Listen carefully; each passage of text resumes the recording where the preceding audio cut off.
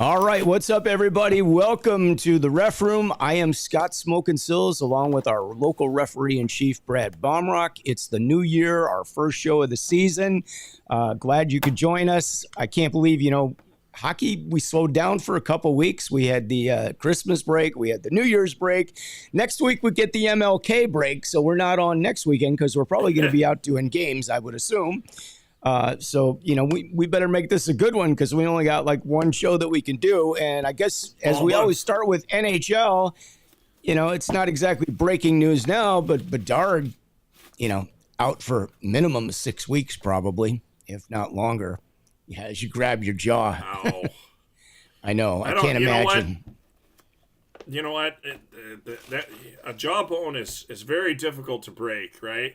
I don't think I want that. And no. The bad part is he's already a thin guy as is. To be wired up for 6 weeks, it's going to be a lot. But I think he'll be working out off the ice the entire time and skating, so I don't think it's going to matter much.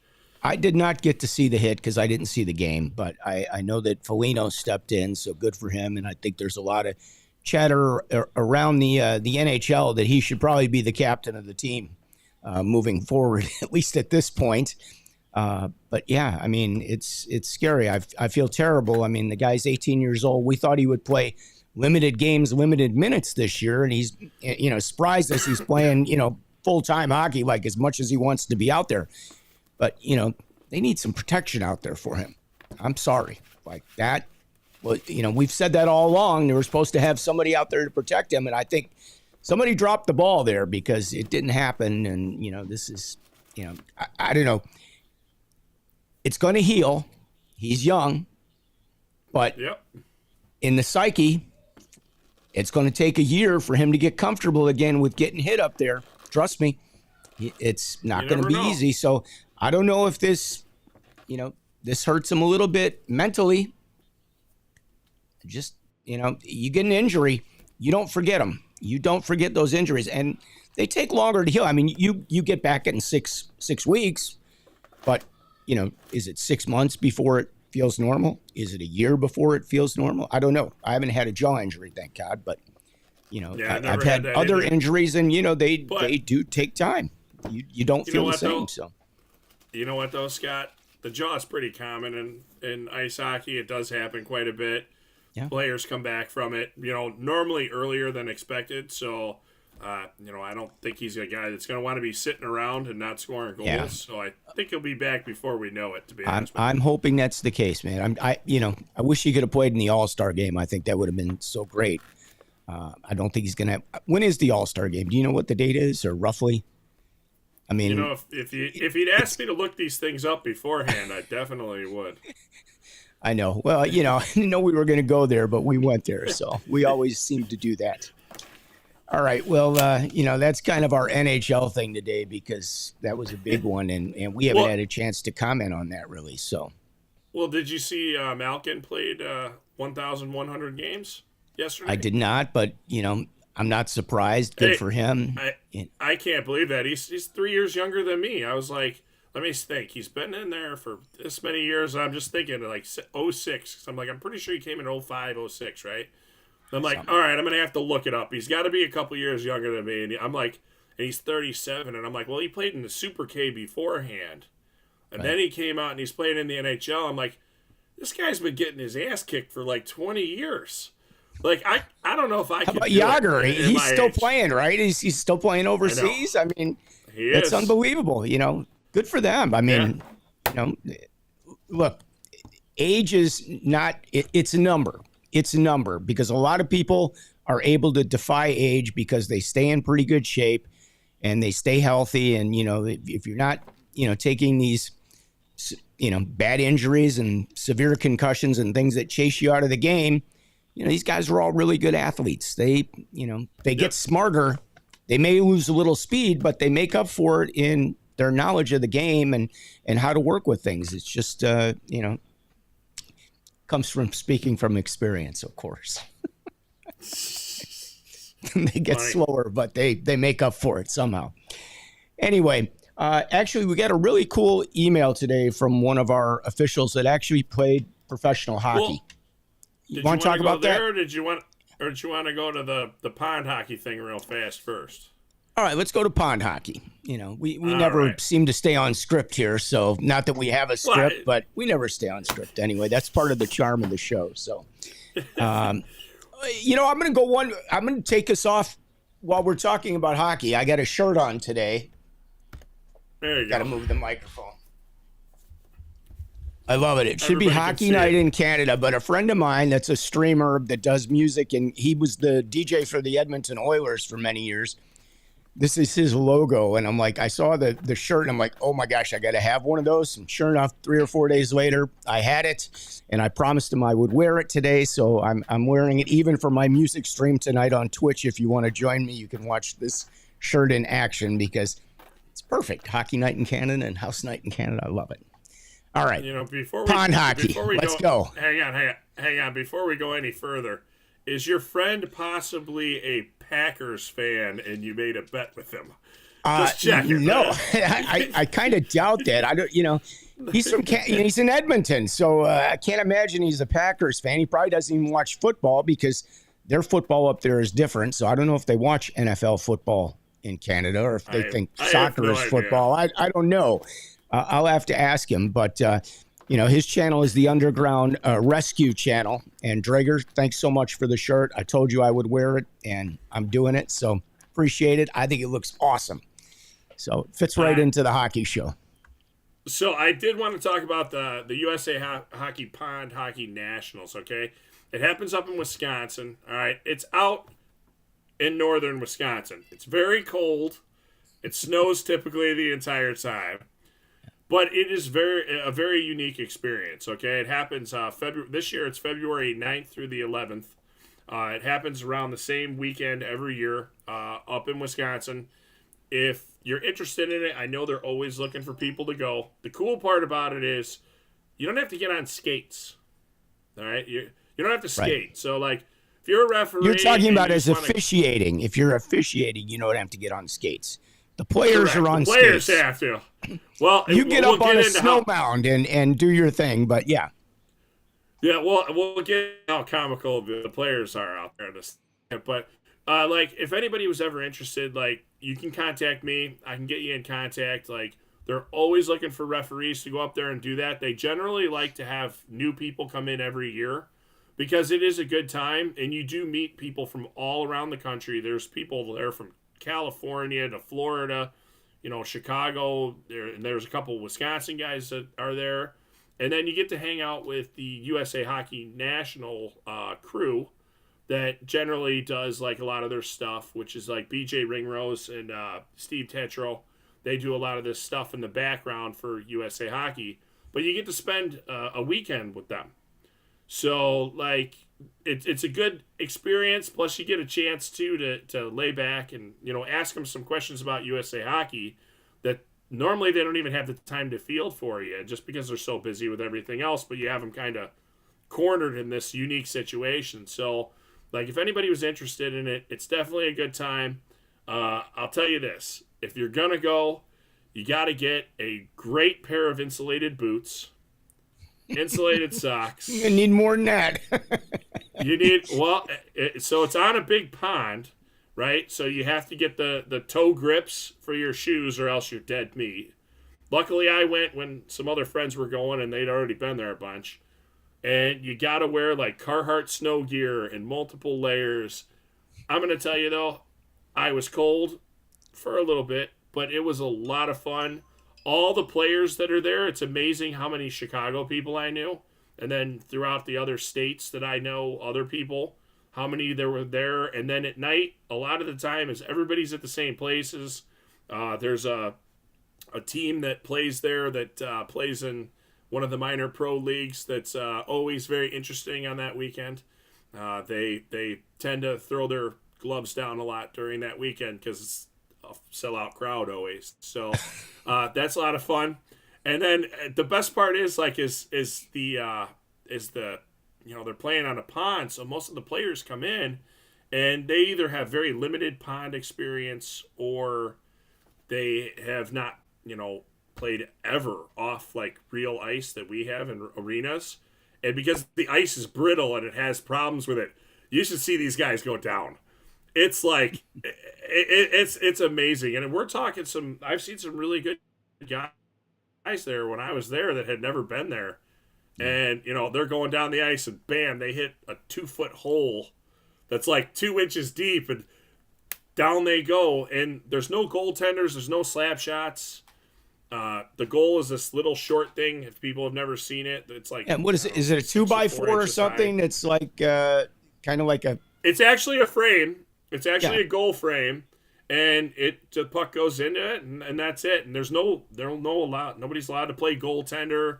Like it's interesting. They go back and forth, and they're all on all these spots, and you got to go find your rink, which can be the most interesting part, especially if it's snowing. You'll need a compass.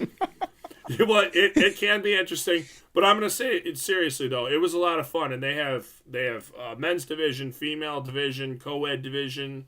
They have super serious to non-serious, and everything here is geared to have a great time. So, like, if people ever wanted to do it, seriously, it's a great time. Reach out. I can get you in contact with who does it, and I guarantee if they ask you to come, you'll have probably the best time of your life. One guy that goes brings in and he barbecues for you one night, which I'm a huge barbecue guy, so that was awesome. Like, he cooked all day, so it's a good time. So I'd highly advise it, and I know they're always looking for people. One of my teams that I played on at Johnny's, they used to send a team every year there, and they had a blast. They went up there, and it was a great time. As you know, I don't care to do outdoor very often, so. I don't either, but you know what? I'm telling you, I did it the one year, and I heard that they were looking for people this year. Yeah. And I looked at my calendar, and I just don't have the time off of work because I'm too busy because with everything else going on. And I'm like, man, did you like the thumbnail I put up for the outdoor? And by the way, that was AI.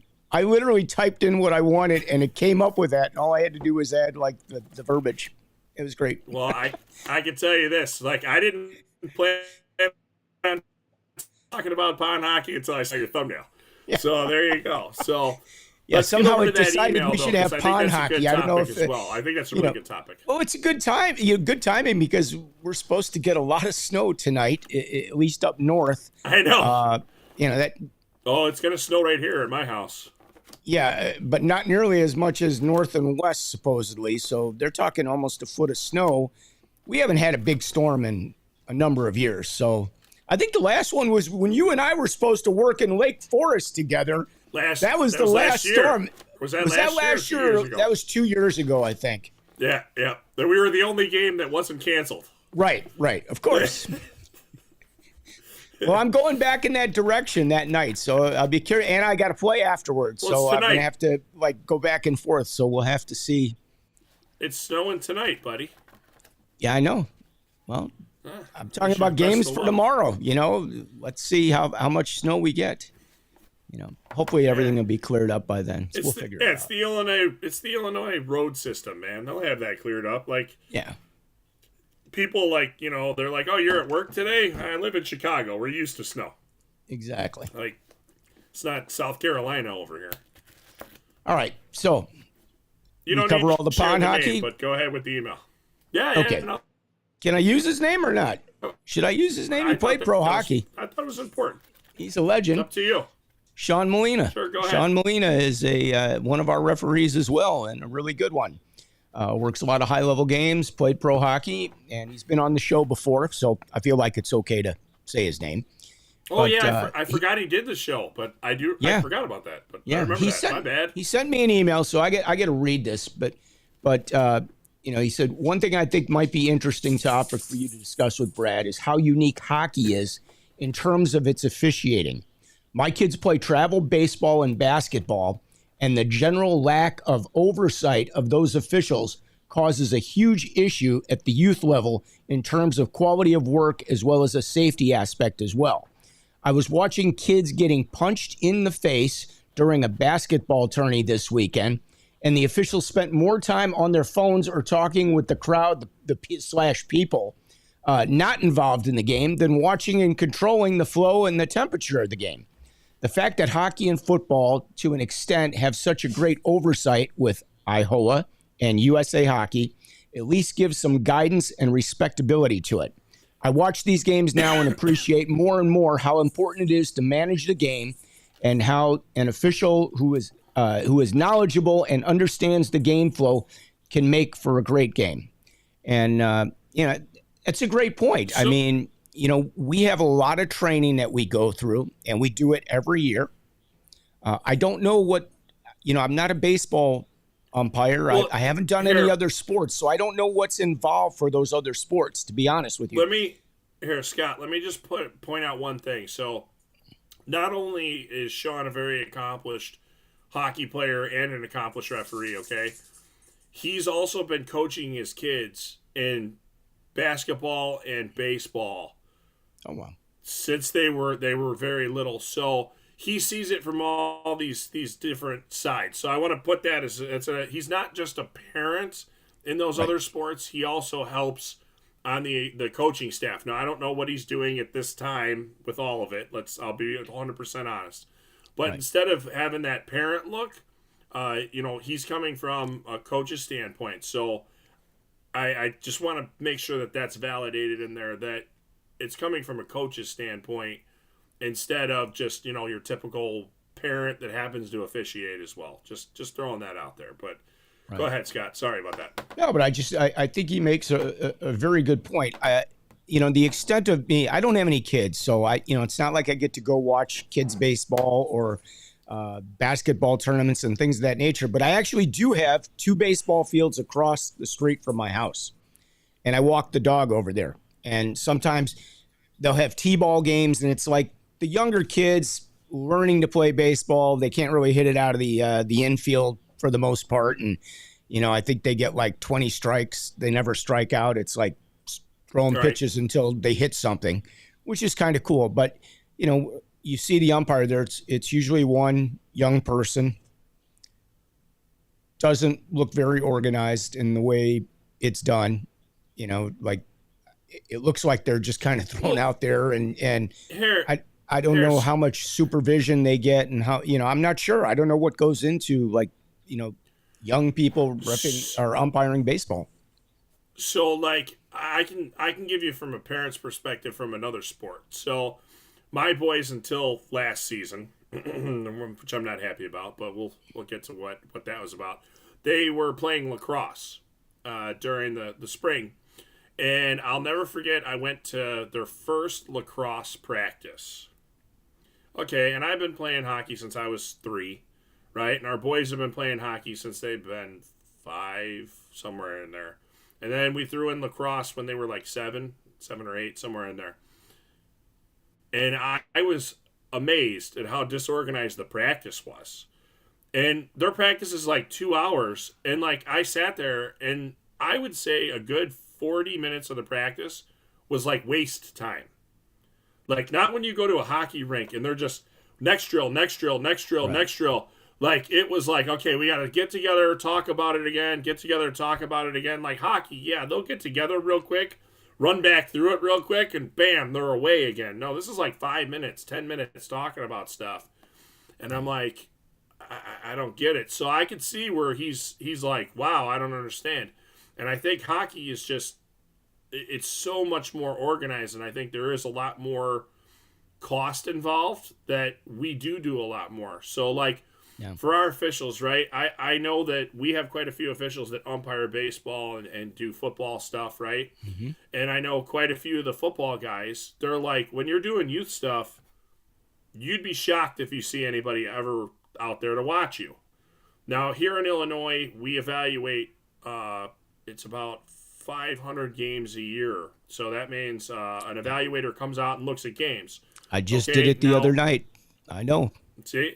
Well, and here's the interesting part, right? 500 games, there's an estimate of about between, and it's a rough estimate. Nobody really knows the real number because it's almost impossible to track, right? With all the ways that they're scheduled and stuff. There's an estimate between 70,000 to 75 or 80,000 games are played in Illinois every year in ice hockey. Okay, now we're multiply that like, by 2, 3, or 4 officials in those games. Think about that. So think about, though, but 500, I mean, it's a very small number, but the way when you look at it, 500, right? Let's say it's 2 officials, right? That's 1,000 officials being seen. If each of them take away 2 or 3 things, let's say 3, and let's be very optimistic on this, because it's very difficult what we do.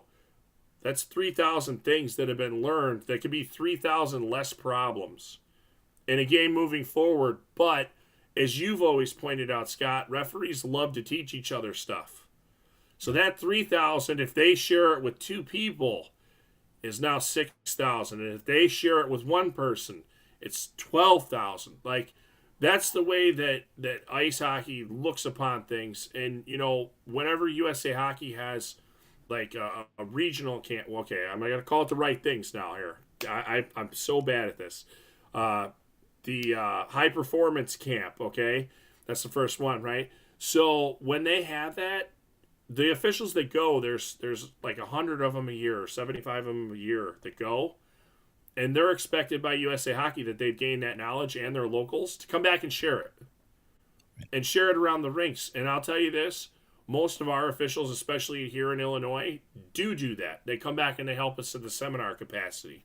Or when they're at the rink, I'll walk in and I'll see them talking to a younger referee as I'm walking into the building. And they're like, hey, I was watching your game for like 10 minutes. And they're not doing an eval. That's totally unsolicited. They're like, can I just give you a couple pointers? So, like, our community teaches each other. Now, I don't know how much that works in baseball. I don't know how confined they are, because hockey's confined to, multiple locations, but we're in a lot of the same spots together. Yeah. I don't know if they have that ability. Like, the other thing that we could point out, like, through USA Hockey and through us, like, mentoring, right? Mentoring didn't exist when I was a kid here.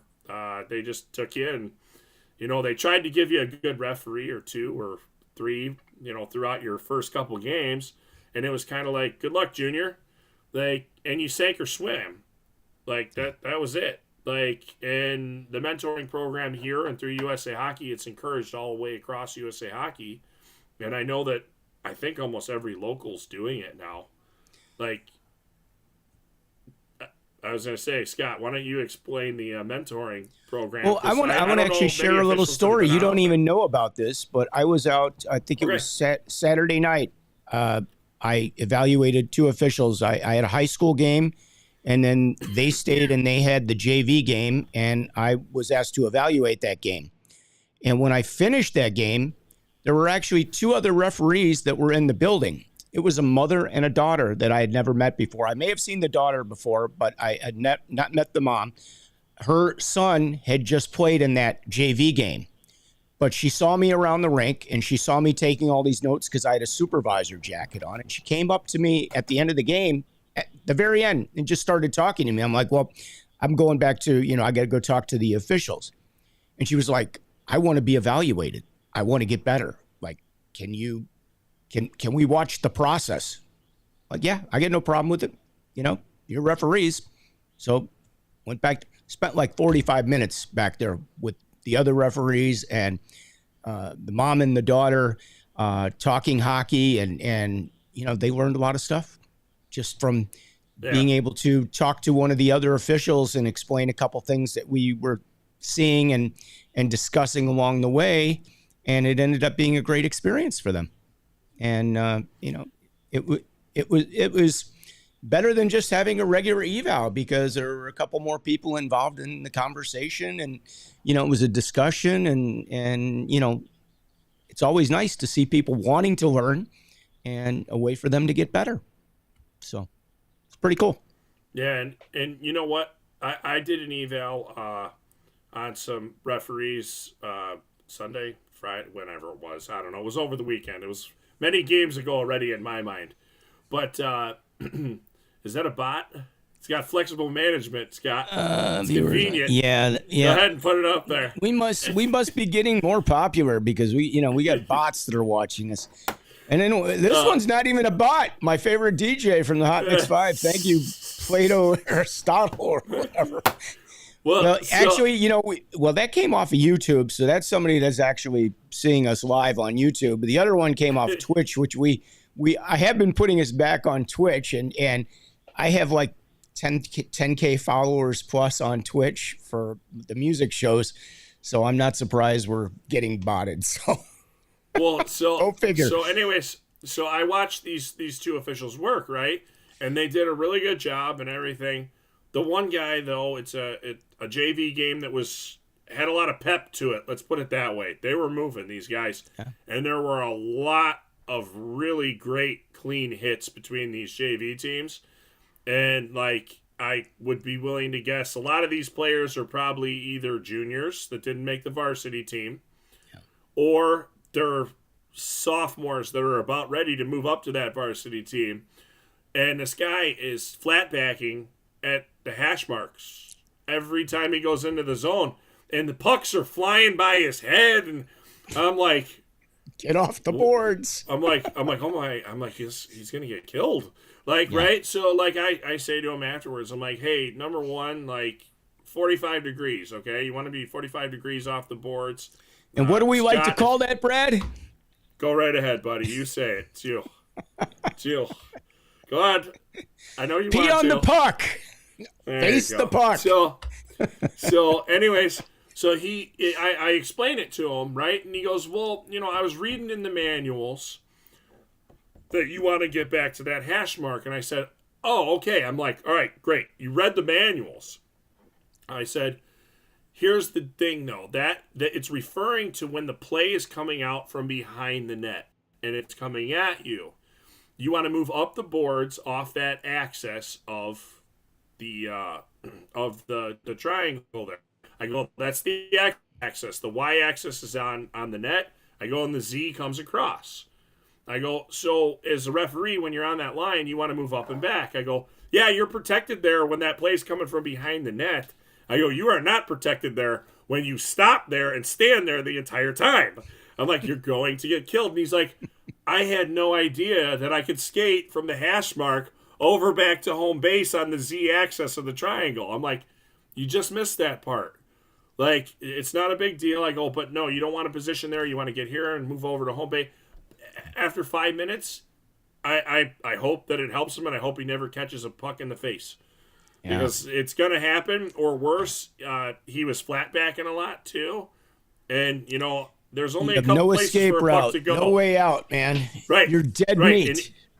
And in your ear is not a great place to have a puck, because I got hit in the ear with a puck many years ago by a guy wildly turning around. And I was peeing on the puck.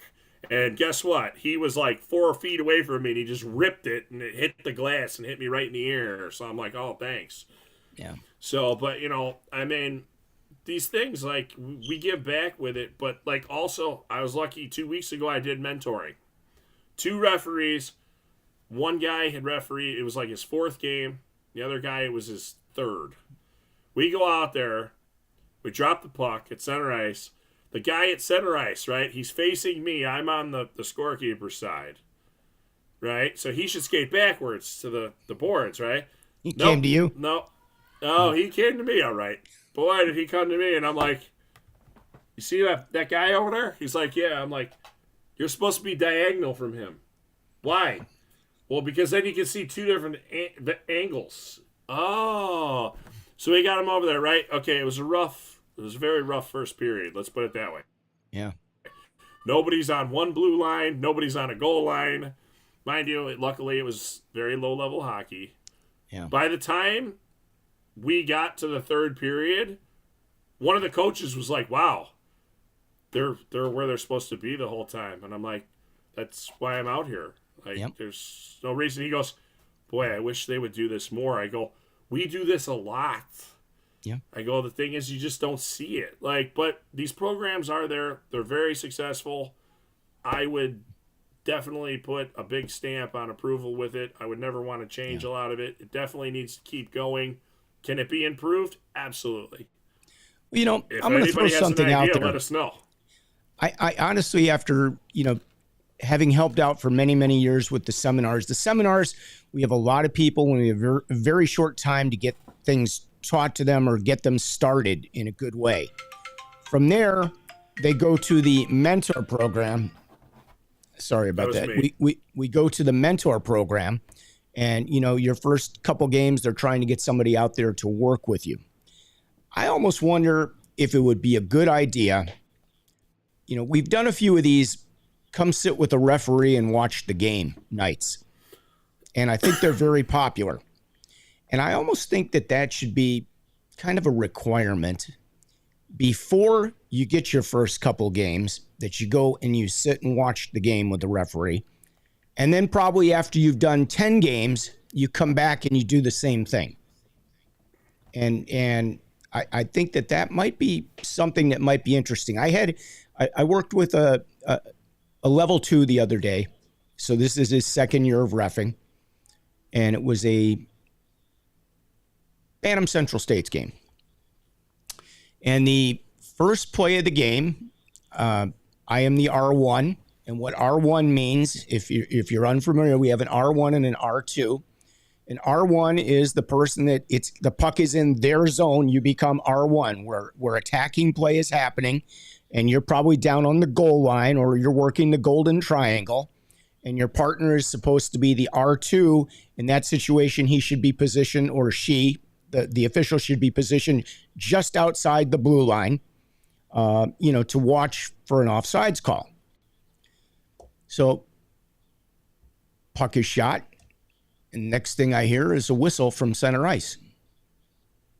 And I'm like, person never knew that they're not supposed to blow the whistle, that R1 blows the whistle. But you've been reffing for 2 years. So, I feel like if what hang on, what happened? You lost I'm me. R1, the goalie caught the puck, and R2 blew the whistle from center ice. I got it now. That was a brain. Yeah, and it's fart. Like that's not the way it works. It's the person in the zone is responsible for the whistle and control play. R1, R2. You try to explain it, but that's why I just feel like we almost need to go back sometimes and have some of these sessions with our officials and work with them, because he's like, nobody ever told me that. Well, wait, you're playing high school hockey. You're playing varsity hockey. You've been playing hockey for a long time. And you've playing for a long time. You would, if you're officiating for a couple years, trust me, if I go to a Hawks game, I'm not watching play. I'm not watching Bedard. Not that I wouldn't if I was there to see him, but I haven't been there this year. But I'm watching the referees. I'm watching the officials. I'm watching where they are and what they're doing. I mean, your perspective kind of changes when you start doing this. And I think, it's all about being a student of the game and trying to become very passionate about what you do and make sure that you're doing things the way they're supposed to be done. So I just, I think that would be a really cool thing to really offer up more often, where we went. Well, I think one thing, Scott, is like the getting to the rink early, right? If you get there a half hour early, you can watch 10 minutes of hockey. Yeah. Right? And like, you're already there anyways. Like, instead of being on your phone checking, social media, whatever's going on, like, go out and watch some of the referees. Like I know some referees that did an evaluation, and unfortunately the 2 referees that were on the ice weren't very good just a couple of weeks ago. And their communication was horrible with the benches, and it turned into a mess. And the next game that they go out there, it's a high school varsity game with 4 guys that have been refereeing 20 years, all apiece. They all happen to get lucky enough to be scheduled on this game, right? If those 2 officials would have stuck around for the first 20 minutes of that game, 20 minutes, they learned something. They had the score clock not start twice. They had a penalty go up on the wrong side. They had a wrong guy go into the box when he was assessed a penalty. And then they had a multiple penalty situation on the ice where they ended up having, odd number. And, so where they'd have coincidentals and all. And if they would have sat there for 20 minutes, they probably would have learned more in those 20 minutes than they'll learn refereeing 20 games. Yeah. And that it's all free. Like, you're sitting there, like, you can sit and watch that game. Like, when I was younger, like I was lucky enough, I knew a lot of guys that were working higher levels, right, in the state. So I'd ask them what their schedule was, and I'd go watch. Like, why not? Like, hey, maybe there'll be something that even I see that I don't know why they're doing it. I'll ask them about it, and they'll be like, I didn't even know I was doing that. And they'll correct it because, there are things that we all do as officials, right? Like, we get comfortable with things too. Like, before COVID, I can tell you this, I used to do this thing where I would step up the ice, but I would use my right foot to step twice. It was just being lazy, okay? Because my right leg is stronger than my left. Well, after I don't know how many months, 8 months or whatever, not skating, even though I'm out on rollerblades, it's not the same, right? I got on the ice and I'm like, oh boy, this ain't gonna cut it. So I had to learn how to take my 3 fast strides again in order to start, and I haven't changed it since, right? But that was all me doing it. But if somebody would have came and said to me, hey, Bozo, what are you doing? You're not getting up the ice because you're doing this, little stutter shuffle stuff thing. Yeah. Yeah, and it was just, all it was just laziness. I know that's what it is looking back at it, and it was laziness because I could get away with it. Because my other leg was strong enough to help me, but then that leg was so weak, I couldn't do it anymore. So, well, I think, if you're an official and, obviously you're going to make friends as you're doing this and you're around the rink, it's really easy to ask one of your friends to come watch one of your games and give you some feedback on some things. And, you may find, hey, you are flat backing or you're not moving close enough to the net during play when the play is on the other side of the net as the R1 official, things of that nature. I mean, there's a lot of things that officials will pick up on very quickly. And some of them have pet peeves about certain things and, they'll bring that to your attention or whatever. But, even people that have very experienced, that have been around for 20 plus years, they find themselves getting into habits or just doing things a little differently than they should. And there are things that can be pointed out pretty quickly. So, ask a friend to come out and watch you if you're an official that's another official, obviously.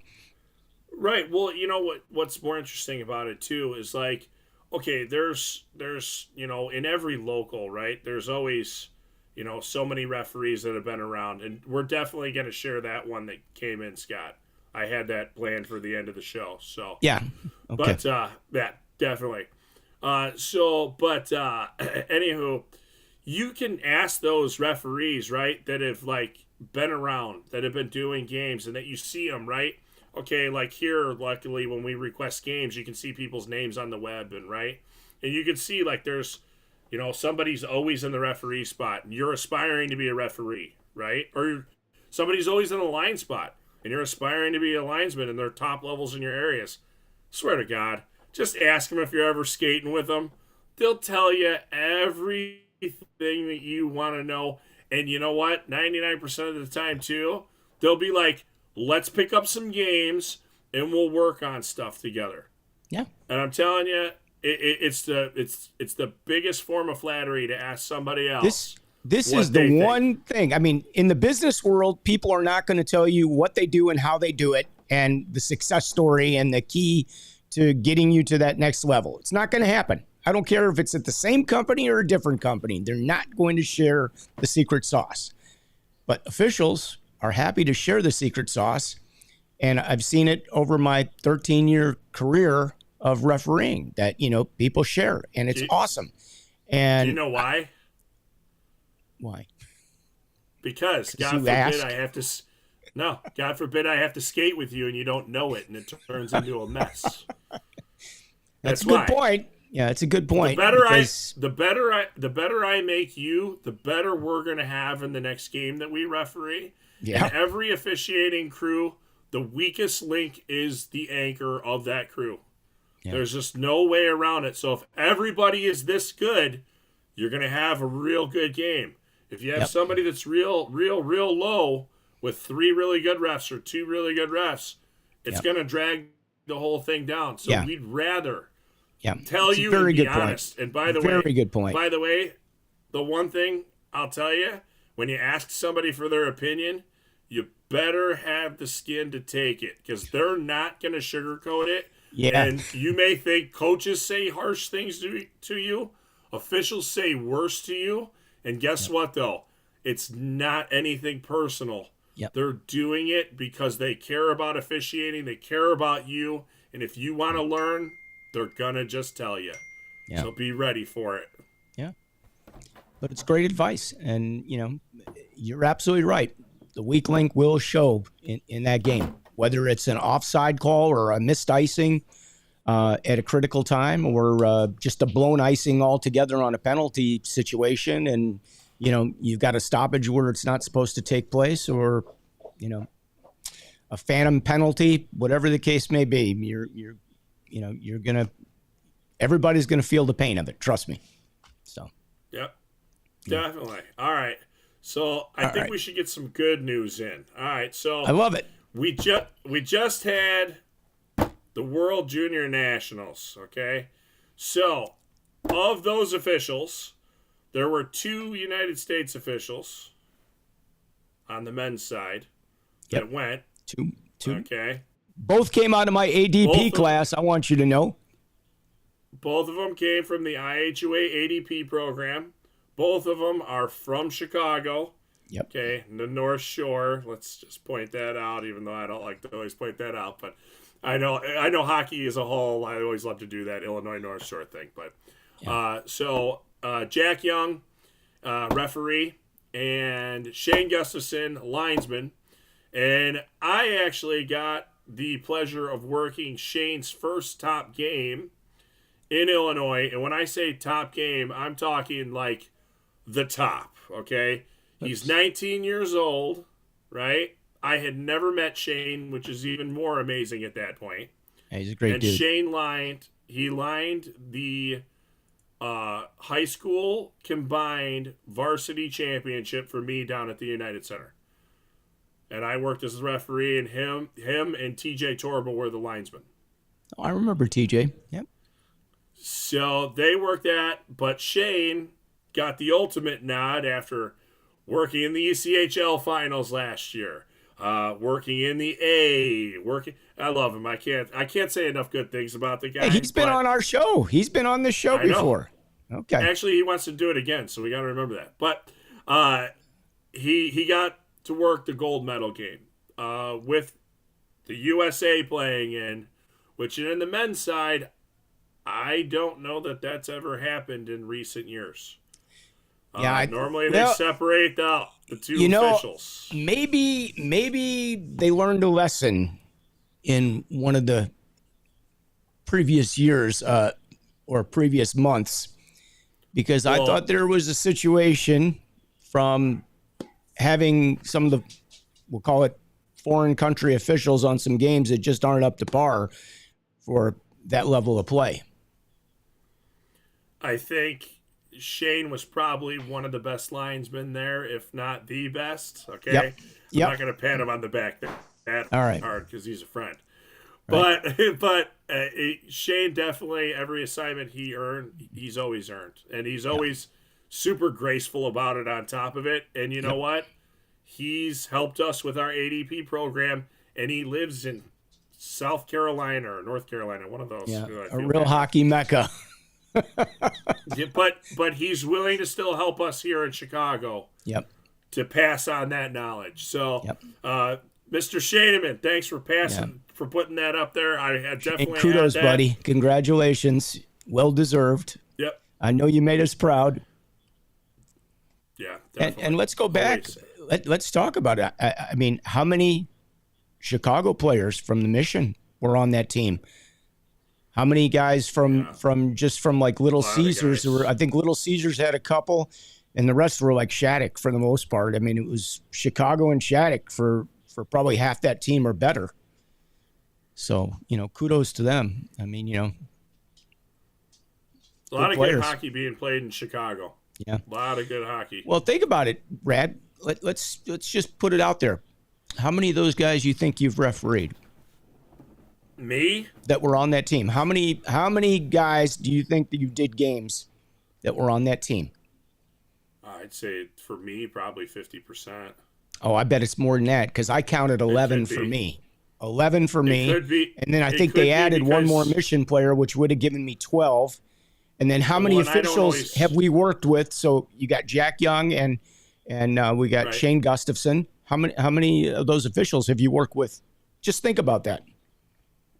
Yeah, I worked with a lot of people over the years. It's Yeah, amazing. Like yeah, it it's really is. scary because the It guys is. that like, well, here's what's scary is like the guys that I know that are refereeing in the NHL are starting to retire. I'm like, oh God. I'm like, it's happening. Or like guys that like Stop. I It's only a refereed in number. juniors.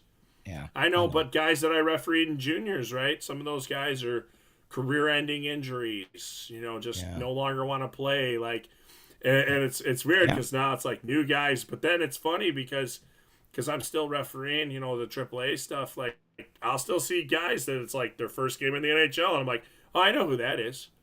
Like, I saw him play. Like, so it's kind of interesting. It's a big circle that keeps going around, and boy, yeah. it's fun to watch and fun to see. So like It Shane, is. again, I congratulations. mean, Like even having the thrill of if you've mentored somebody, that means you work their yeah, first couple games with them, trying to help them learn, and the next thing you know, they're working AAA, they're working college, they're working the leagues, and you were with them to help them get their game going.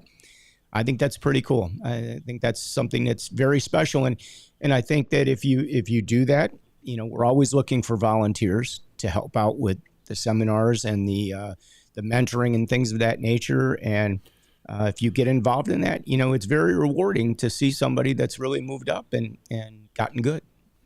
And well, one thing I could tell you about helping with the seminars is we do have quite a few new people help every year, and when they actually help with the seminar instead of sitting in the seminar, they learn more from the instructors that are there that are teaching yeah, because now they're a part of it. And like yeah, when I started helping with seminars, I learned that I was 19, yeah. so 21 years ago. Think about that. 21 years ago, I grew exponentially as an official at that point. I Well, learned so much from those seminars, here's the thing. teaching them. The one thing the books and the manuals do not teach you is the game management and the psychology of hockey as an official. And that's really more than half. Like, get the icing right, get the offsides right.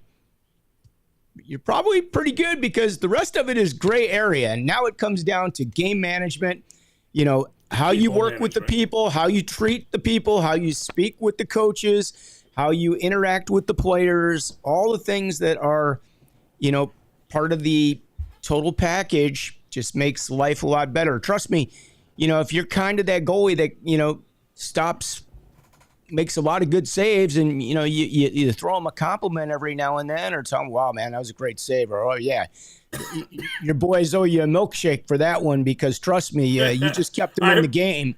I am the worst you know offender with they selling may out the they other may lose guys on that the game team. 5-4, but I guarantee you they'll come up and shake your hand after the game because you were nice to them the entire time and you were encouraging.